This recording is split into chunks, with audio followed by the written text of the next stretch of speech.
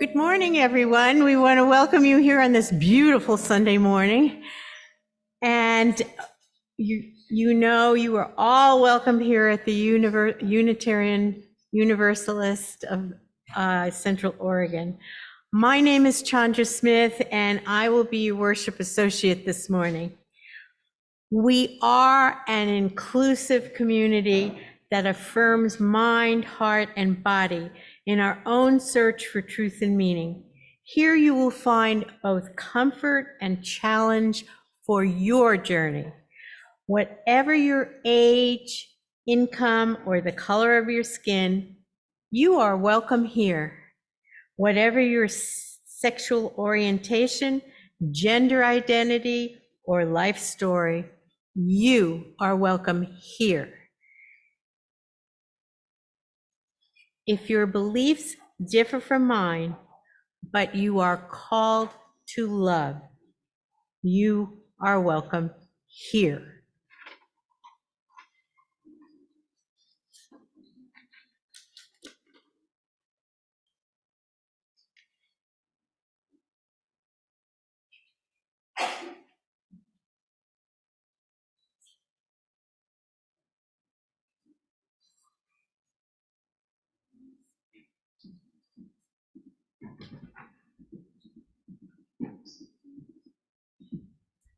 Please rise and join us to sing while masked our opening hymn, Wake Now My Senses.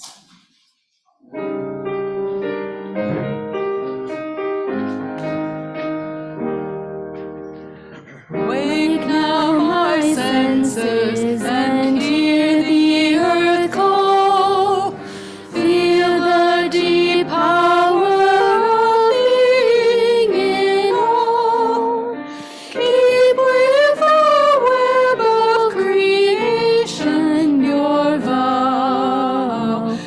Giving, receiving, as love shows us how. Wake now, compassion, give heed to the cry. Voices of suffering fill the wide sky. Take us your neighbor, both stranger and friend, praying and striving their hardship to end. Vin of ministry clear, brighten my pathway with radiance here. Mingle my calling with all who will share. Work toward a planet transformed by our care.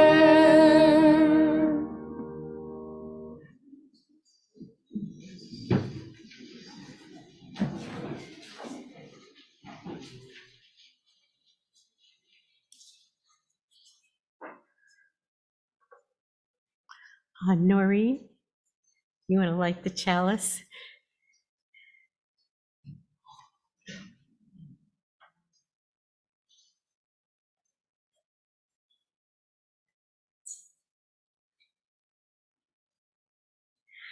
The soul is the mediator between the mind and the heart, or our emotions. Esther Nicholson wrote this in her book, Soul Recovery. It is also influenced by our body, first as it grows, and then later as it declines or erodes. My personal belief is that every phase has an impact on life's journey.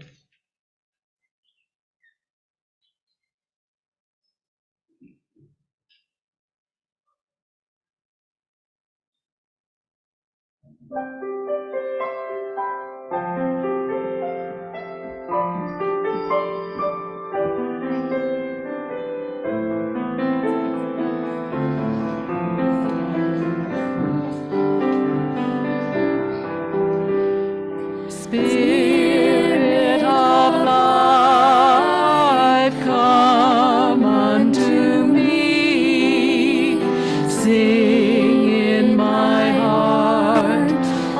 stirrings of compassion. Grow in the rise in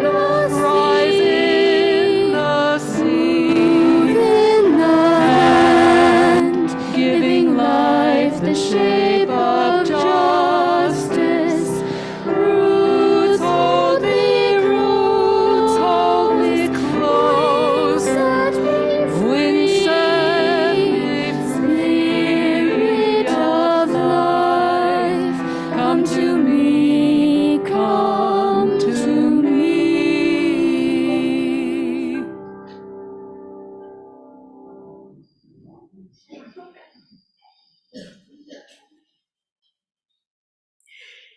It gives me great pleasure this morning to introduce Aldine Thornton, who will share with you some of the Native American journey. Aldine is a dear friend of mine, and I'm very grateful that she is able to come back to this community after building a new home in Sisters. Many of you may know her as she is head of the Native American exhibit at the High Desert Museum. So please welcome my dear friend, Aldine Thornton.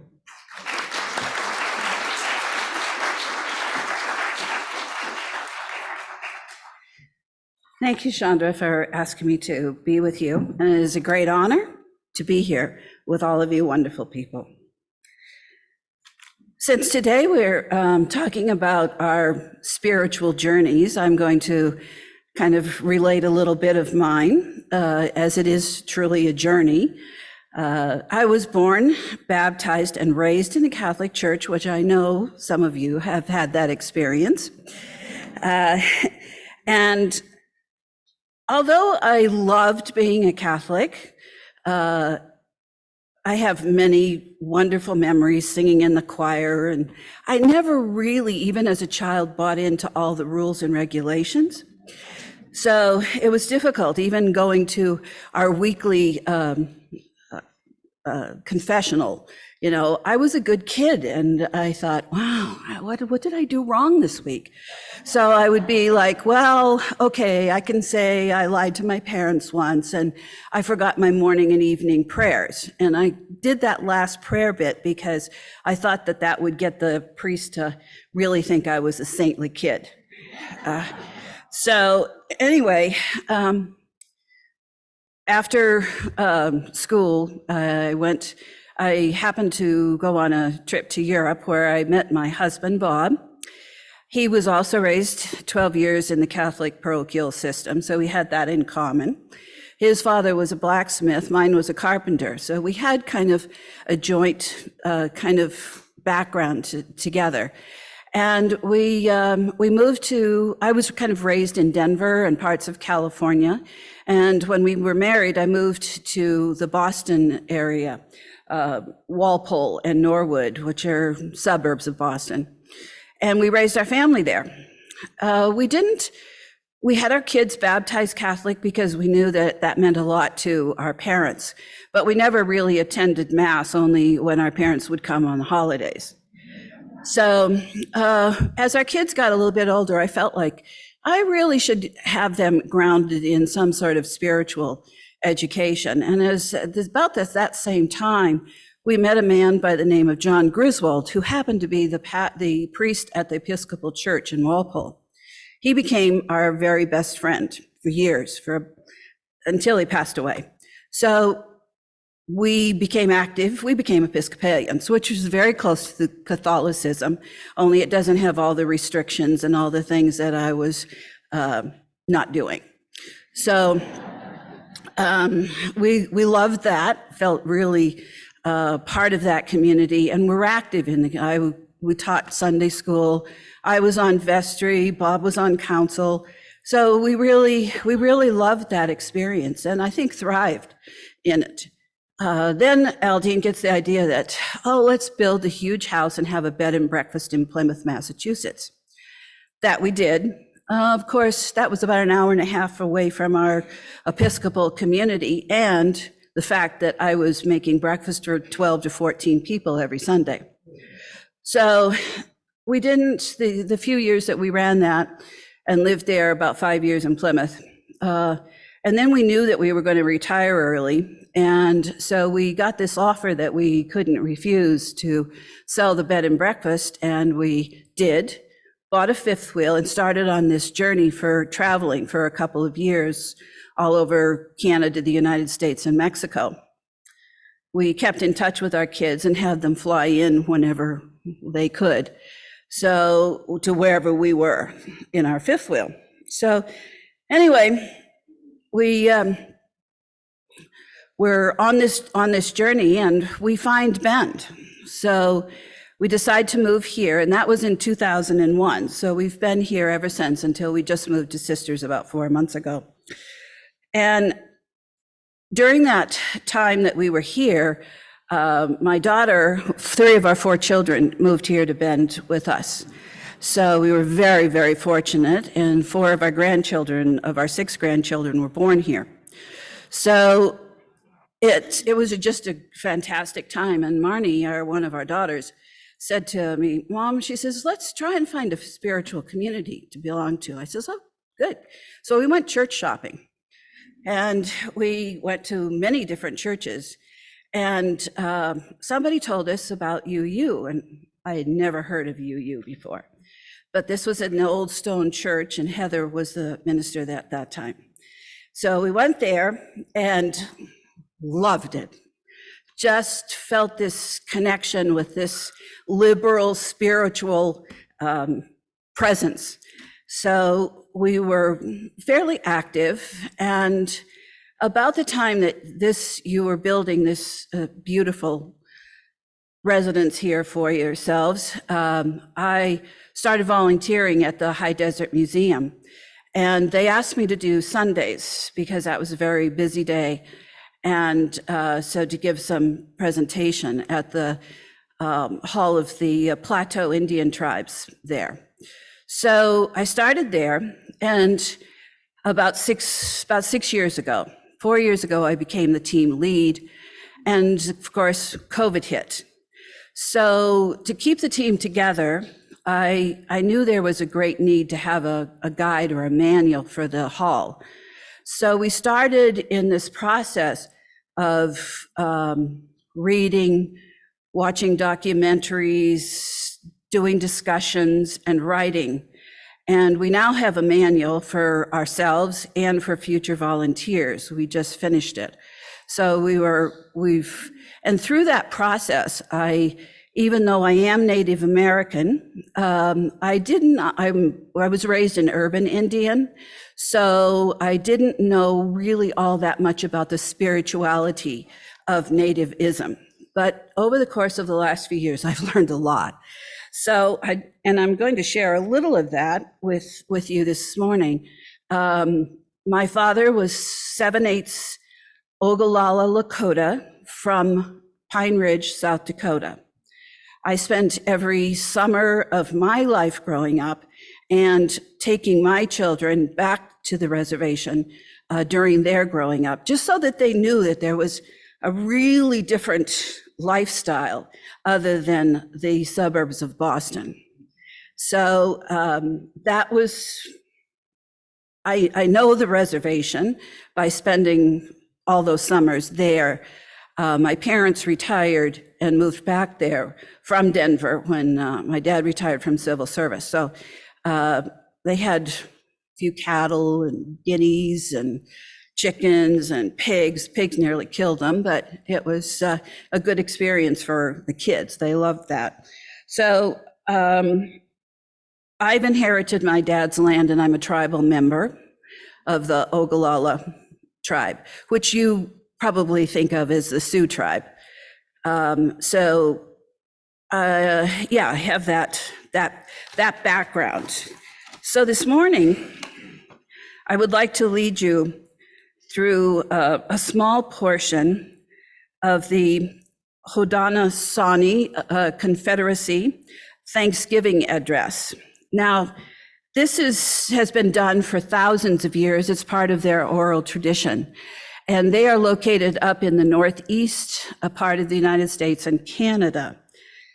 This is done before any of their meetings, tribal council, a lot of powwows, and mostly I think what is important is that the children at their schools do this before the beginning of their school week and at the end of the school week, which I think is just, you can see by the words that native spiritualism is grounded in nature.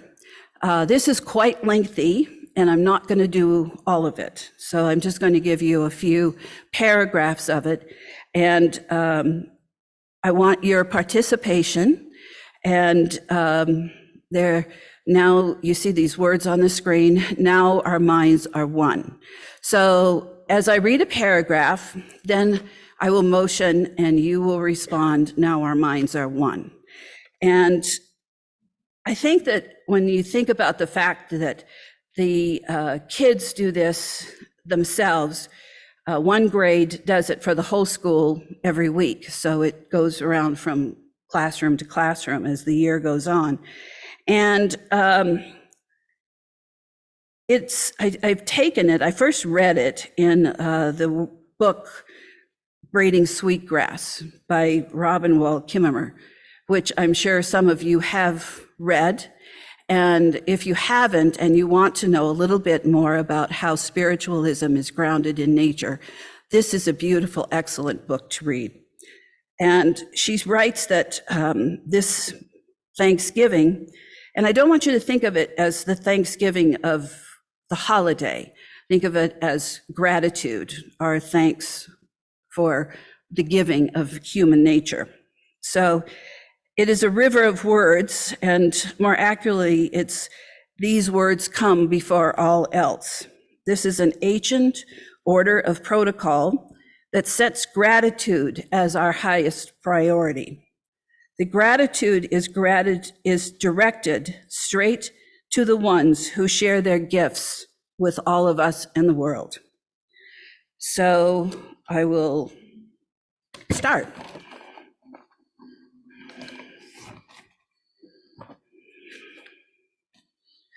Today we have gathered, and when we look upon the faces around us, we see the cycle of life continue. We have been given the duty to live in balance and harmony with all others and all living things. So now let us bring our minds together as one, as we give greetings and thanks to each other as people. Now our minds are one. We give thanks to all of the waters of the world for quenching our thirst, for providing strength and nurturing our life for all beings. We know its power in many forms: waterfalls and rain, streams, rivers, oceans, snow and ice. We are grateful that the waters are still here and meeting their responsibility to the rest of creation.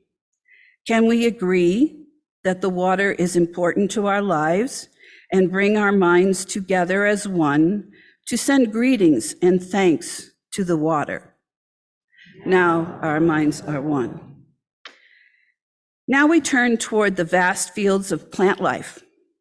As far as the eye can see, the plants grow, working their wonders.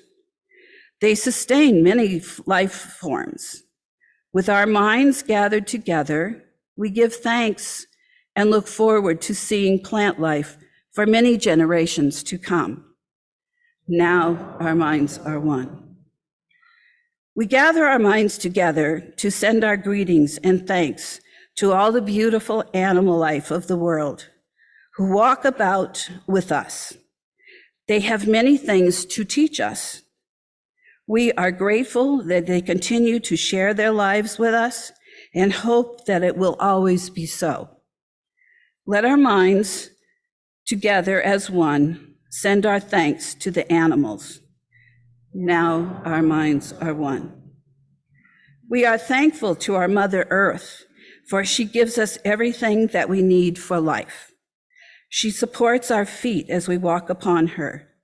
It gives us joy that she still continues to care for us, just as she always has from the beginning of time.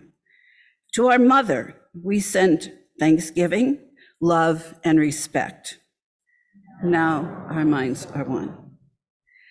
Now we turn our thoughts to the Creator or Great Spirit and send greetings and thanks for all the gifts of creation. Everything we need to live a good life is here on Mother Earth. For all the love that is still around us, we gather our minds together as one and send our choicest words of greeting and thanks to the Creator. Now our minds are one. Thanksgiving also reminds us of how the world was meant to be in its original condition. We can compare the roll call of gifts bestowed on us with their current status. Are all the pieces of the ecosystem still here and doing their duty? Is the water still supporting life? Are all the birds still healthy? When we can no longer see the stars because of light pollution, the words of thanksgiving should awaken us to our loss and spur us to restorative action. Like the stars themselves, the words can be our guide back to home. Now our minds are one. Thank you. Pilamae.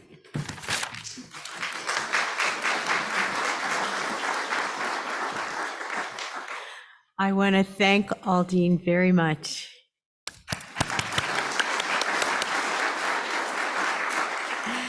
And my spiritual story will be woven between the speakers.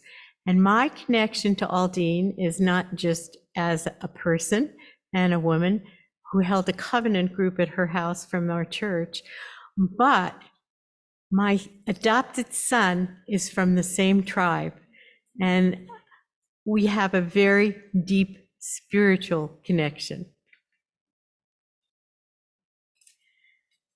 Well, our next presentation is from Amy Brock, who isn't able to be here today, but we're very grateful for her video.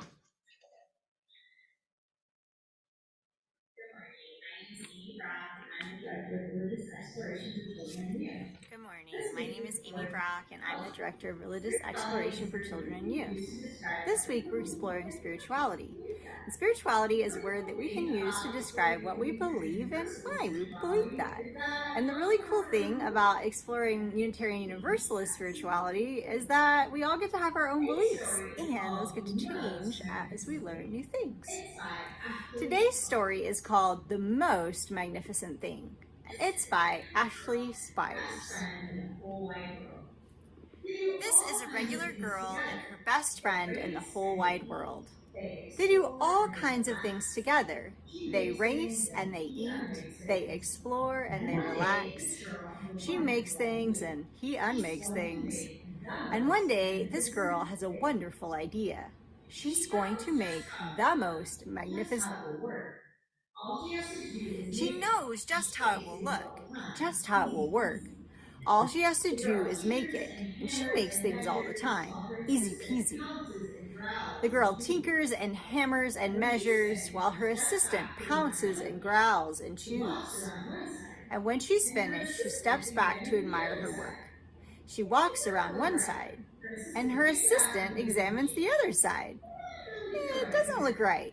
Her assistant picks it up and gives it a shake. Doesn't really feel right either. And they are shocked to discover that the thing isn't magnificent or good. It isn't even kind of sort of okay. It's all wrong. So the girl tosses it aside and gives it another go. The girl saws and glues and adjusts. She stands and examines and stares. She tries all different ways to make it better. She makes it square, she makes it round, antenna. She makes it long and short and rough and smooth. And one even smells of stinky cheese, but none of them are magnificent. And she gets mad. And the angrier she gets, the faster she works.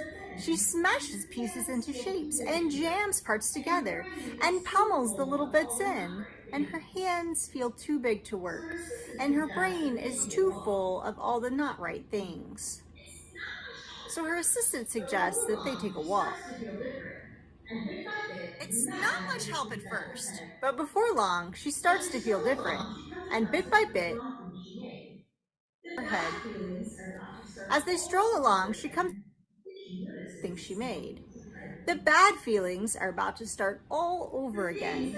Then she notices something surprising. The things that she made aren't the most magnificent to her, but they are to other people who can use them on their journeys. She still has a lot of work to do, but eventually she comes up with a design. The pair take a good long look, leans a little to the left, and it's a little bit heavier than expected, and the color could use a bit of work too, but it's just what she wanted. So they climb aboard and they take the scooter for a spin. They are not disappointed, and it really is the most magnificent.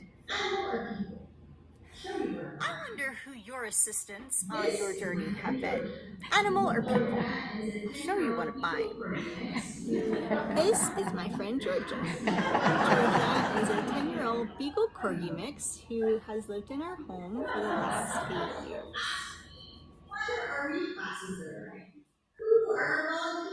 Sometimes people ask me what our RE classes are like. Who are our volunteers and who are our assistants? What did they do? And I'll tell you, it's a lot like this story. We come together to make things, to learn things, to explore things that we already know about, to build relationships, to celebrate joys and sorrows along the way. And while it could be fun to have dogs or cats leading our RE classes in the fall, I think we probably need some people to support us as we go on our own journey of spirituality across all ages, from nursery to elementary to middle school and high school. And I want to say a special thank you to all the coming of age mentors that signed up over the last 2 weeks. We are so excited. It's going to be such a wonderful experience this year. We need a little bit more help to all of our other ages as well. Now, in terms of time commitment, you might be thinking that sounds like a really big job. And it can be, but it doesn't have to be. You see, the more people that join us to help, the less of a commitment it is. So you might come and join us once a month, or twice a month, or every other month. The more people that we have, the more opportunities that you have to support in whatever way fits your time and schedule. So, if you're interested in learning more about this, I really hope that you are. Next week after the service, in person or on Zoom if you're away, I'm going to hold a little information session to answer questions that you might have about volunteering in our RE classes, and just share a little bit about what we're hoping to do in the fall and how you can help. So I hope that you'll plan to make some space to do that. And I'm really looking forward to continuing our exploration of spirituality today and in the fall with our young people as we come together as assistants and volunteers and guides with them along that journey. And so ends our story today. And at this time, I will turn the service back over to one of our worship friends who will close our time together by sharing the Children's Covenant. Please rise and join me as we say the Children's Covenant. In this place I am kind. In this place I am loving. In this place I am a friend to the earth and all animals and people. In this place I am loved. Thank you. And now we will share whatever we can offer materially in the offering.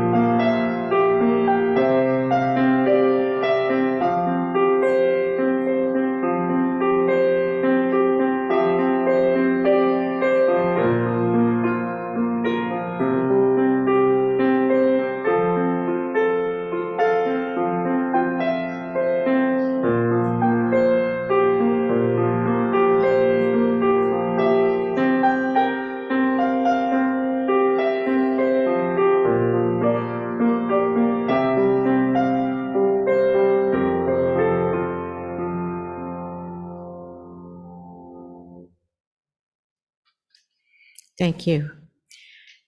And now I would like to share with you our joys and our sorrows. From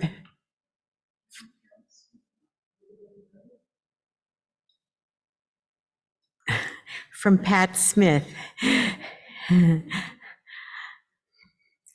Remember Gary Holfoss, 1933 to 2022, humanist, author, pastor of Anchorage the Anchorage UU Fellowship from 2012 to 2017, who always said at meditation time, "We are grateful for this quiet place."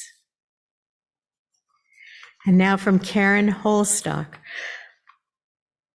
Sorrow. Meyer, Bob, passed away peacefully last Sunday. A joy. His children were able to spend Father's Day with him. He will be missed.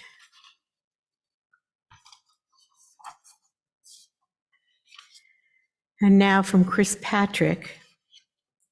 A joy that Rob Lewis is recovering well from his surgery. And from Marie Brennan, it was a great joy to spend last evening with such delightful women from our UU community. Thanks to all who came and shared in the connection. A big thanks to Maggie, Pat, and Ellen, who will be hosting our annual pajama party sleepover. We will keep you posted. Now, let us join one another in quiet for our own meditation.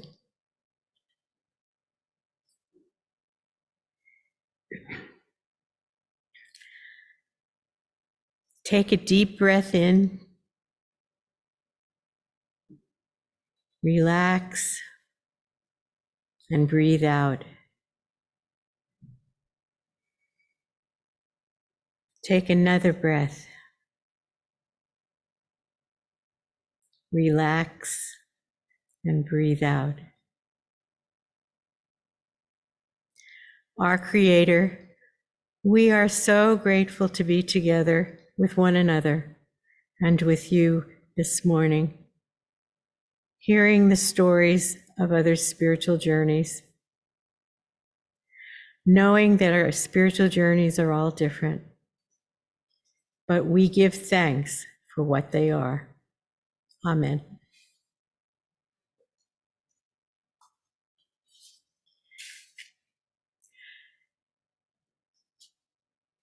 Well, today I want to again welcome all of you. I was very appreciative of all Dean Thornton's presentation. And now we're going to have a presentation from Dustin Painter.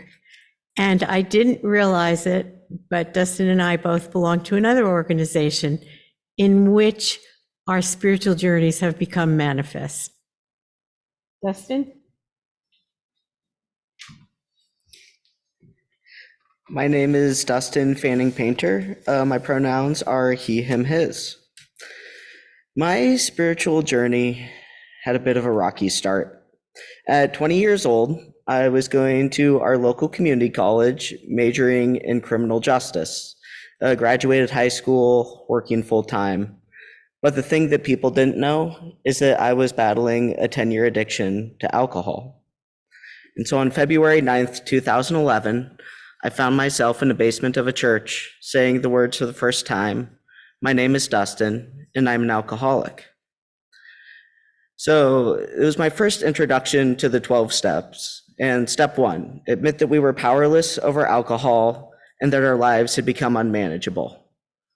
Well, at 20 years old, most people don't have a 10-year drinking career, and most have more options than death or prison, which were very quickly becoming the two routes that I was about to take if I didn't take action. Second step, come to believe that a power greater than ourselves can restore us to sanity. For me, that was a full stop. My family is Missouri Synod Lutheran. There is a lot of fire and brimstone. I remember when I got my first tattoo, This one right here. My grandma nose tackling me on the couch, telling me that I had just desecrated God's temple.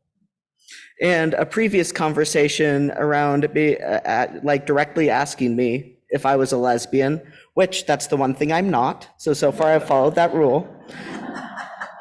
Saying the words, "It's not that I'm against those type of people, it's just that you can't be one." I'm not sure how that was a choice, but that was what my context of religion was. And so when I am asked to turn my will and my life over to the care of God as I understood him, it gave me pause.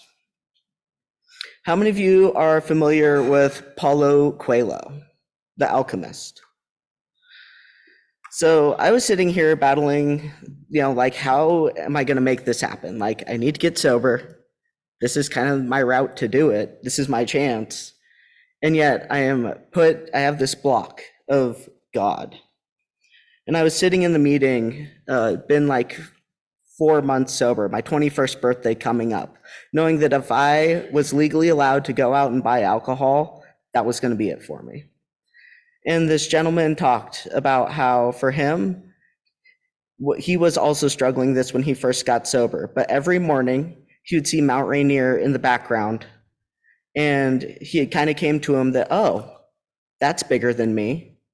Nature is a creative force, like using that as a spiritual foundation, which got me thinking, I like that a lot better than this concept of fire and brimstone and lava, because I was also a Discovery kid, like a Discovery Channel, and had a bigger fear of lava, which I thought was going to play a bigger part in my life than it has. And so if I can avoid lava, I was all in.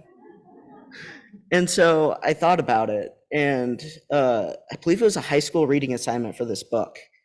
And he talks about the language of the soul, the universal language, how we can look at an animal and like know what they're feeling, how we can look at a plant and be like, oh, this plant needs water, maybe some fertilizer, this universal language that's embedded in nature. I can get behind that. And so at 20 years old, when I came to this, something clicked. I can't really quite conceptualize exactly what it was, but this gnawing feeling inside me kind of dissipated. And it was the first time that I'd had any form of a spiritual experience in my life, having avoided that because lava. And it clicked, and I was able to move forward. Now, at the time, I was going to school for criminal justice because I wanted to be a cop. And I had applied to be a reserve officer for the Redmond Police Department. And, practicing rigorous honesty. And I was honest about my drinking. And they said, nope, give it a couple years. If you're still sober, you can come back. And at the time, like, that was crushing. Like, that was my career plan, was to be a cop. And so I went on to get a bachelor's degree while waiting on this time. And I took a corrections class. And I was like, oh, 1 in 2 Black Americans encounters the criminal justice system before their 21st birthday? Do I really want to participate in this? And the answer happened to be no. And at the same time, I was taking a psychology class and realizing I could make a true impact with others through my lived experience in mental health. And fast forward, it's been 11 years now. I've been sober since February 9th, 2011. Currently working, thank you guys. I currently work for Deschutes County Mental Health as a drug and alcohol counselor, using my lived experience to help our youth in the community. And if you would have told me that this spiritual journey, the spiritual program would have led me there, I would have laughed and been like, okay, sure.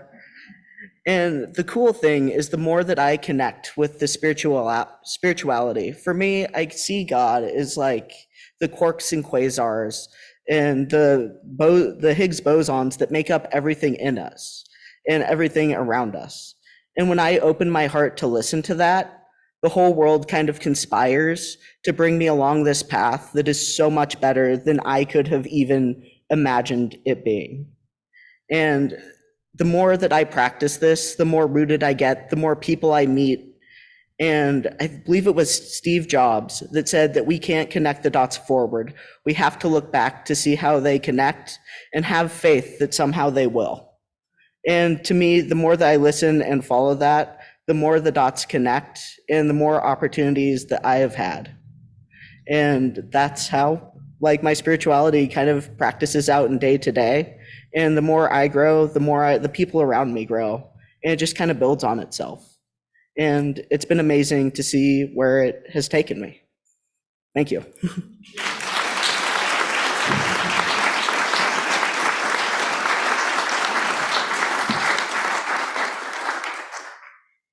Thanks, Dustin. And our final speaker will be Tom Wykes, who many of you know. Many of you don't know. As part of my spiritual journey, originally I was brought up as an evangelical, and then I married my husband, who was Lutheran, and I joined the Lutheran Church, and I thought I was very liberal. And after a brief stint of 10 years in the Lutheran Church and Lutheran campus ministry, I learned a great deal more, and I will share a bit of that later. But in the process of being in the ministry at OSU as a campus minister, I had the privilege of meeting Tom Wykes, who at that time was a student, and he was active in Westminster House. And now things have reversed. He is now my teacher in many ways. And so I will be grateful to you and grateful for Tom for sharing.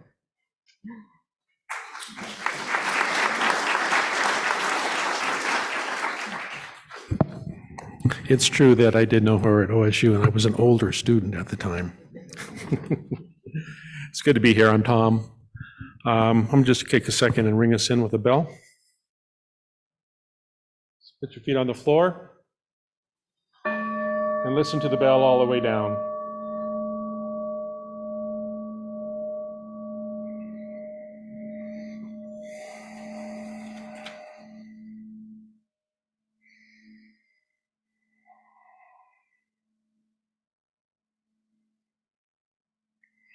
The bell is always here right now, and that's the only thing that matters. Talk a little bit about spiritual practice, my spiritual practice, and I guess it kind of begs the question, why bother? What's the question that spiritual practice is trying to answer? And for that, I get my inspiration from great teacher Forrest Gump. Some of you know Forrest. He's been around about 30 years.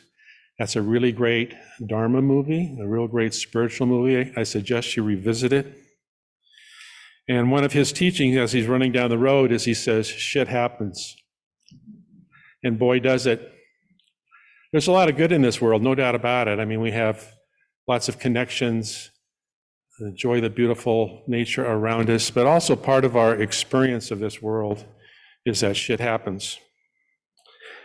It happens because we've got these old bodies, and I'm looking out here and I see a lot of old bodies. So you know what I'm talking about. Some of these old bodies have had cancer. Some of them had heart disease. We've had relationships with people we've loved that have passed on. We've had shitty workers that we've worked with. Shit happens. That's kind of part of the deal here. So it's a long list, and we're all experienced in that realm for sure. So what's happening is kind of when the world's not the way I want it, I suffer. When the people I want elected don't get elected, when the Supreme Court makes decisions I don't like, I suffer, and so do you. So suffering's kind of running in the background. Even in the midst and the foreground, we have these other things that are also wonderful that are happening as well. And spiritual traditions say, though, that there is some hope out there. And if not to end suffering, which in the Buddhist tradition says is possible, it's at least to become a little bit more comfortable with the things that make us uncomfortable. So that's an art in itself.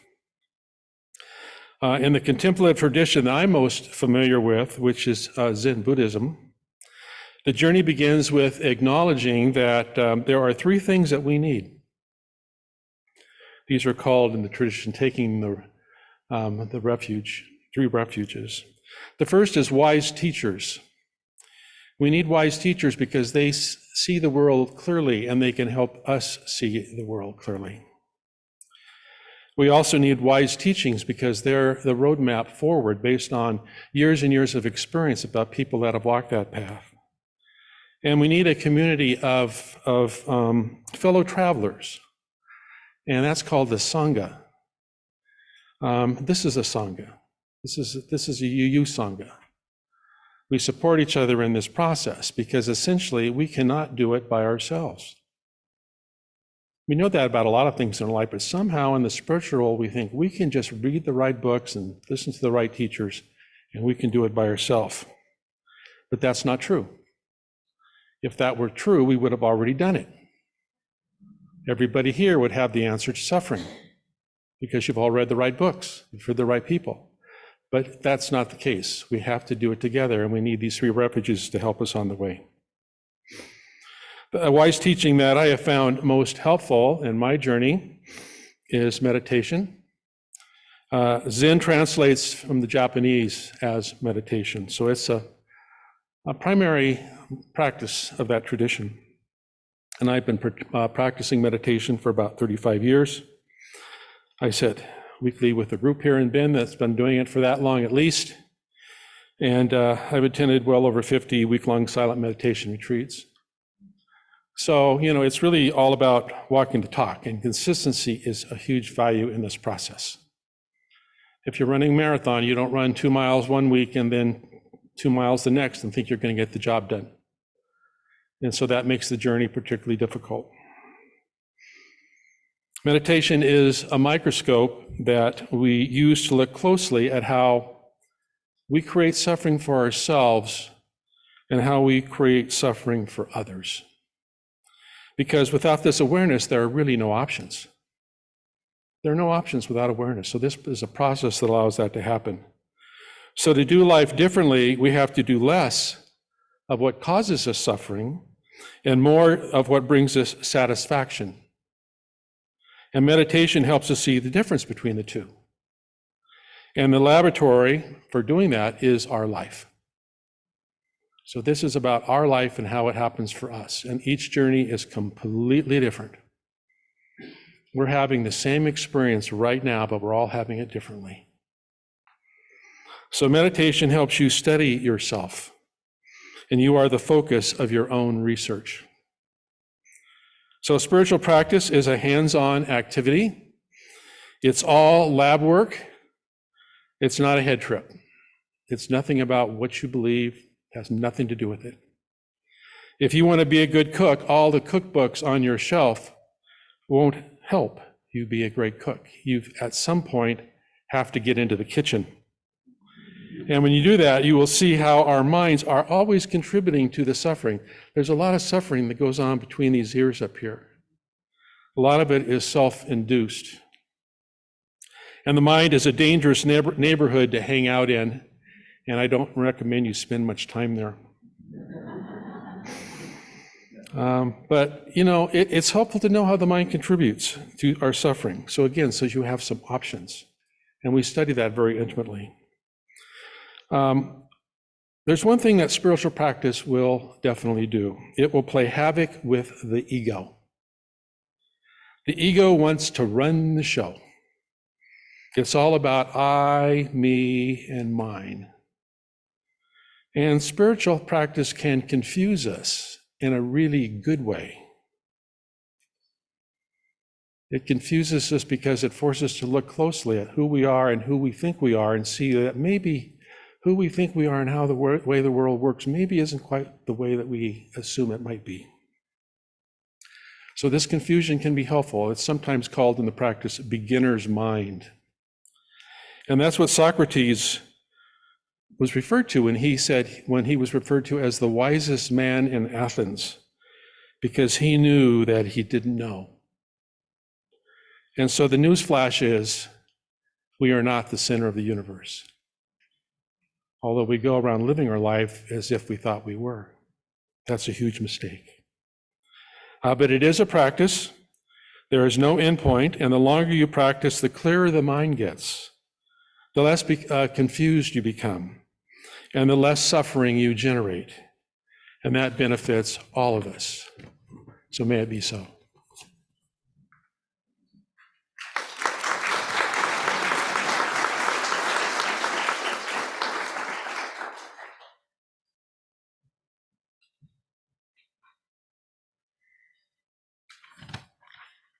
Thanks, Tom, very much. Well, after my spiritual journey as a Lutheran minister, I left the ministry, and for any number of years, I participated and explored Native American spirituality because it offered me a way of seeing the world differently. And I explored what the plants give and what the animals give and how all the earth is alive and the heavens are alive. And it made me realize what a very small person I was, that I was just on this earth as an experiment. And I didn't know what it was about or what I was here for or what I was to do. But I recognized that Creator is all around us. Spirit is all around us. And if I would just be silent in meditation, as Tom has talked about, that was the beginning of recognizing that Spirit was present in my life. And then later on in life, I joined the UUs, and still later, I had a stroke. And the stroke was like an awakening for me, although physically it reduced me to being a child. It gave me an opportunity to really understand spirituality. And I now recognize that it comes to everybody differently and at different times, in different ways, and through different means. And I'm very grateful you all are here to hear our stories and to share the wonderful spirit that is present. Thank you so much.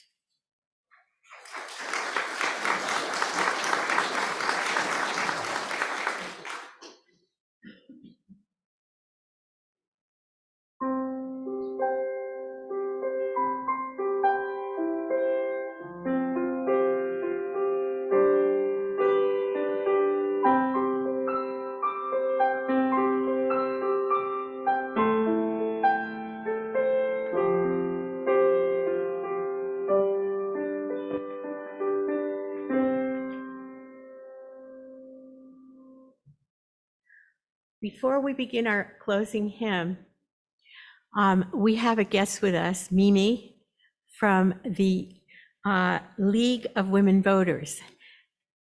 So would you like to come up?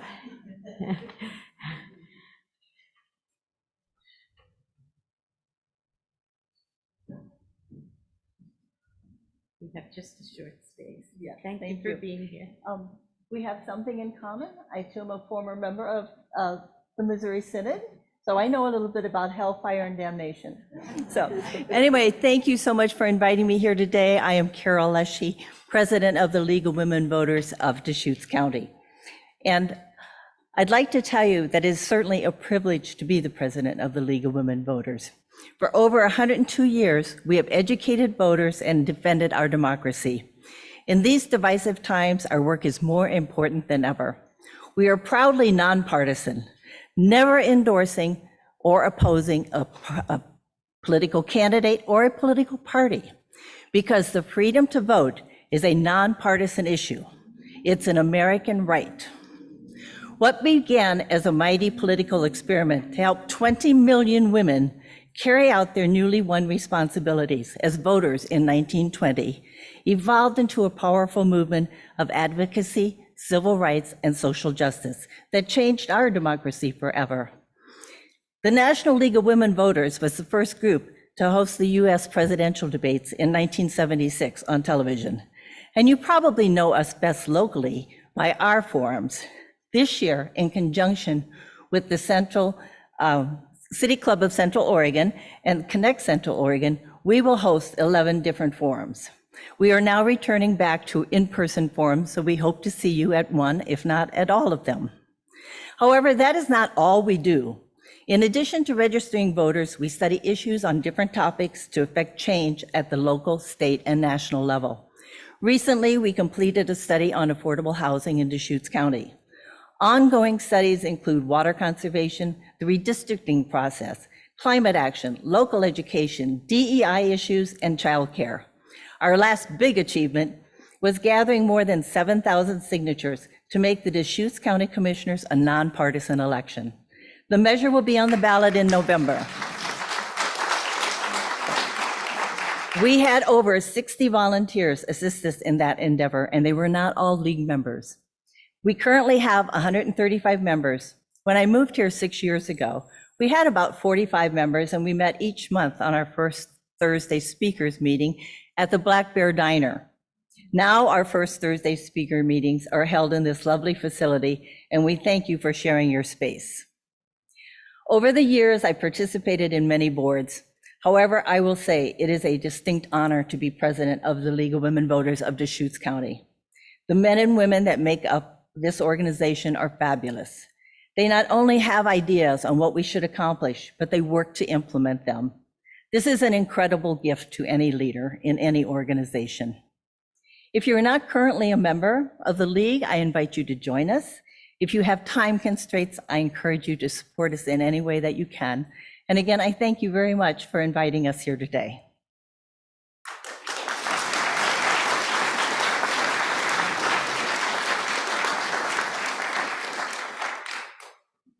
Thanks, Mimi. And now with Verlene and Jamie, we'll share our closing hymn.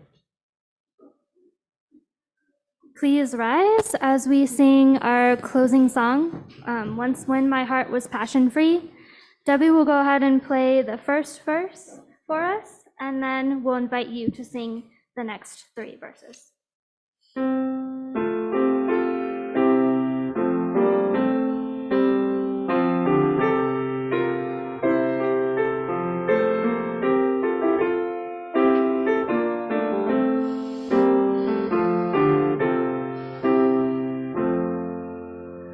Once when my heart was passion free, to learn of things divine, the soul of nature suddenly outpoured itself in mine. I held the secrets of the deep and of the heavens above. I knew the harmonies of sleep, the mysteries of love. And for a moment's interval, the earth, the sky, the sea, I saw encompassed each and all as they encompass me.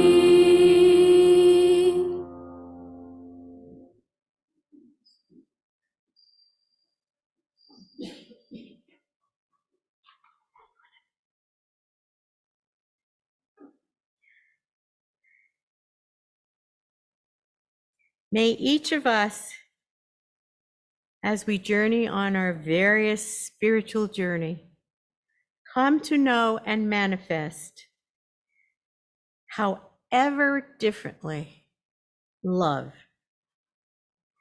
Blessed be. We are grateful for you all being here. Go in peace. Journey well. Oh, we have to close with the covenant.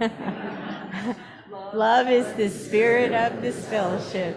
and service is its law. This is our covenant, to dwell together in peace, to seek the truth in love, and to help one another. Blessed be, go in peace.